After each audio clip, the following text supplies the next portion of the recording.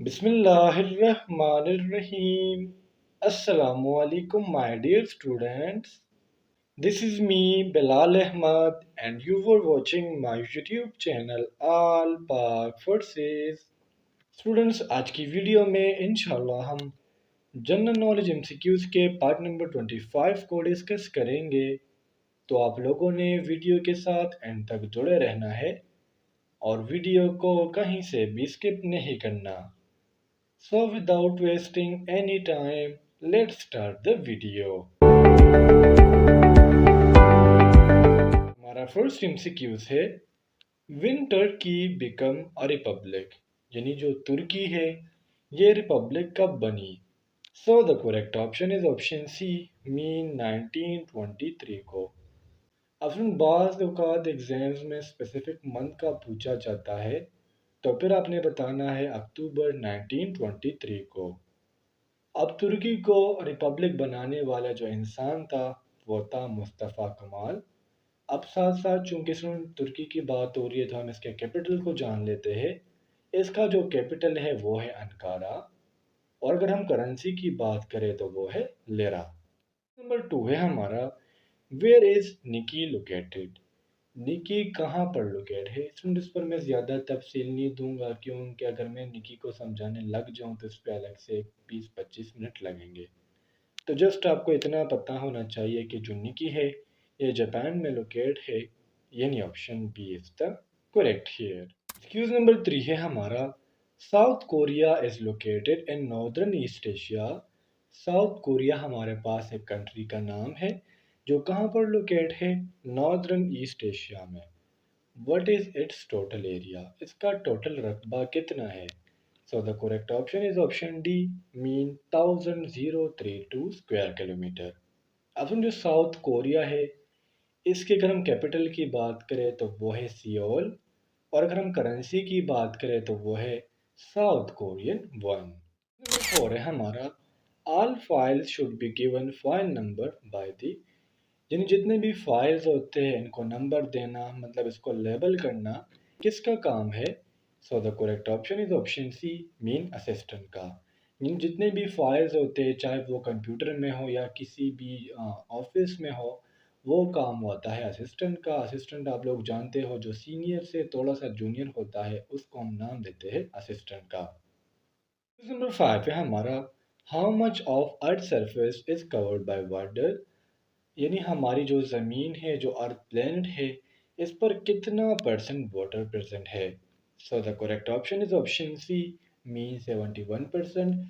Google पर बाज़ जगह या बाज़ बुक्स के मुताबिक वर्ल्ड पर 70% वाटर है तो इसमें आप लोगों ने कंफ्यूज नहीं होना। अब बाज़ औक़ात ये एमसीक्यूज़ आ जाता है कि जो 71% वाटर है हमारे अर्थ का इसका ज़्यादातर हिस्सा किसने कवर किया हुआ है। तो फिर आपने आंसर देना है कि अर्थ का 96% जो हमारे पास 71% वाटर है इसमें 96% जो है ये ओशन ने कवर किया हुआ है। नंबर 6 है हमारा which of the following discipline is the Nobel prize awarded, यानी नीचे हमें कुछ फील्ड्स के नाम दिए गए हैं और हमसे एमसीक्यूज में पूछा जा रहा है कि कौन से फील्ड में नोबेल प्राइज दिया जाता है। सो हमारा करेक्ट ऑप्शन होगा option D, mean all of the above. Physics, chemistry, psychology, medicine, lecture lecture नहीं लिटरेचर है, पीस एंड इकोनॉमिक्स, जितने भी फील्ड्स हैं हमारे पास इसमें जो है नोबेल प्राइज़ दिया जाता है।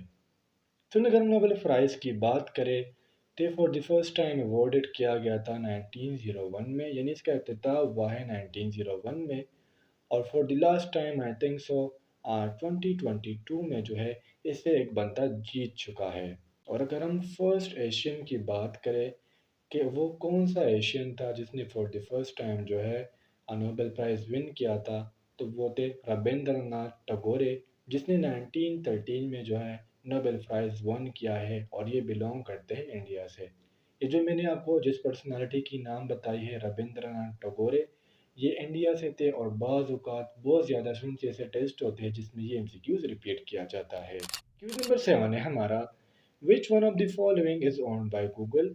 नीचे हमें कुछ प्लेटफॉर्म्स के नाम दिए गए हैं और हमसे पूछा जा रहा है कि इसमें से कौन सा प्लेटफॉर्म है जिसे गूगल ने वन किया है।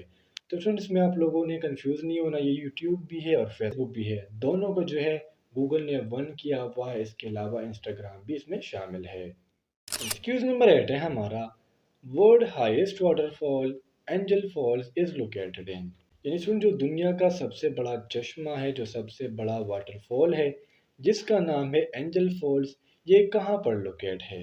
سو the correct option is option a, main Venezuela.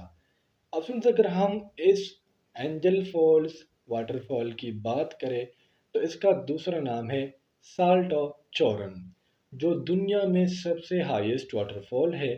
Students اگر ہم اس واٹر فال کی ایوریج فال کی بات کریں، یعنی سے دا ٹائم کتنا پانی گرتا ہے، تو اس کی ڈائی میٹر ہوتی ہے 3212 فیٹ۔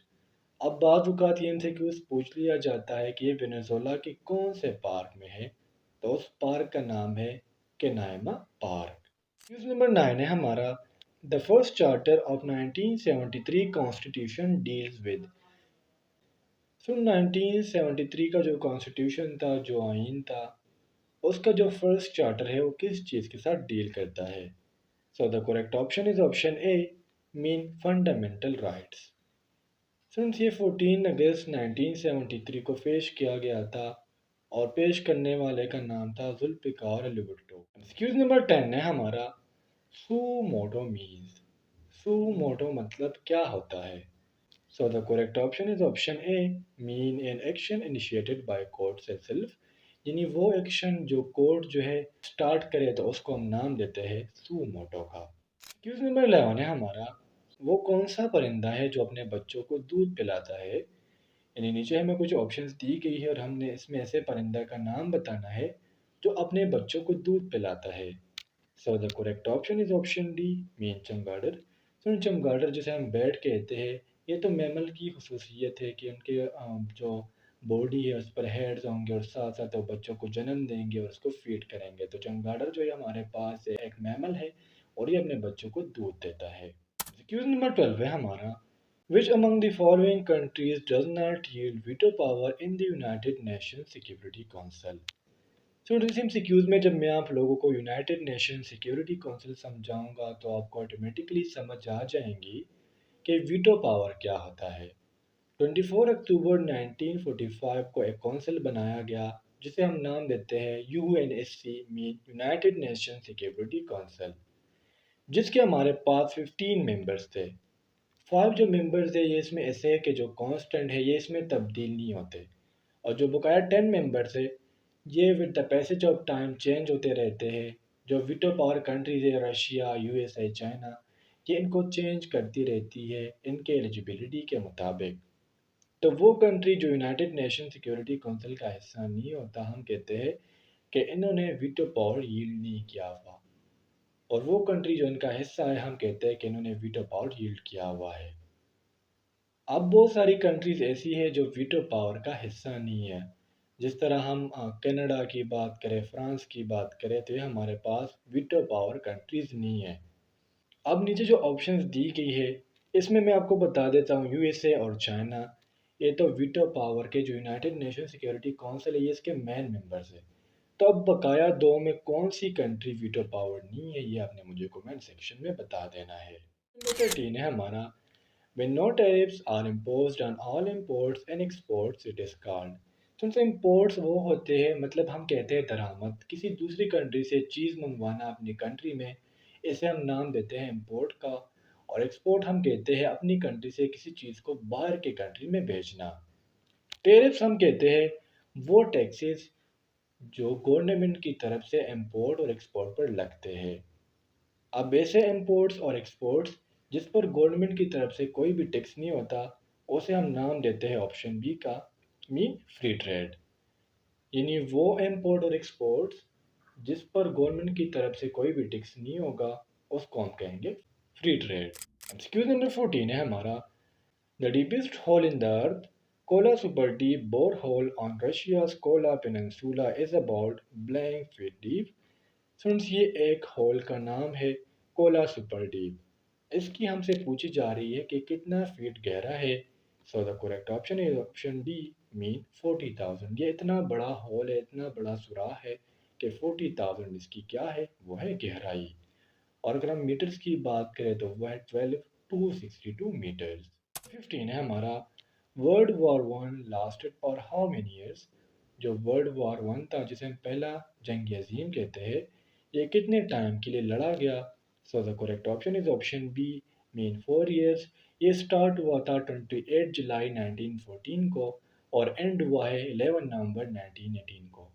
سنس یہ جنگ تھی دو پاورز کے درمیان، ایک تھا الائڈ پاور اور ایک تھا سینٹرل پاور۔ یہ لڑی گئی مڈل ایسٹ پہ، افریقہ پہ اور پیسیفک پہ۔ سنس اگر میں ہم سولجرز کی بات کریں کتنے سولجرز مرے تھے، وہ تھے 9 ملین سولجر اس میں مرے ہیں، اور 23 ملین جس میں اتنے زخمی تھے کہ وہ بھی مرنے کے حالات میں تھے۔ ساتھ ساتھ اگر ہم سویلینز لوگوں کی بات کریں جو عام شہری ہوتے ہیں، 5 ملین سویلینز کی اس میں ڈیتھ ہوئی ہے۔ تو سنتے تھے آج کے ہمارے جنرل نالج کے MCQs۔ امید کرتا ہوں آپ کو تمام MCQs کلیئر ہوئے ہوں گے۔ اس کے علاوہ کوئی بھی کنفیوژن ہو، کوئی بھی ڈاؤٹ ہو تو مجھ سے کمنٹ سیکشن میں پوچھ سکتے ہو۔ انشاءاللہ اگلی ویڈیو میں ملتے ہیں، تب تک کے لیے مجھے اجازت دیجیے، مجھے اپنے دعا میں یاد رکھیے۔ اللہ حافظ۔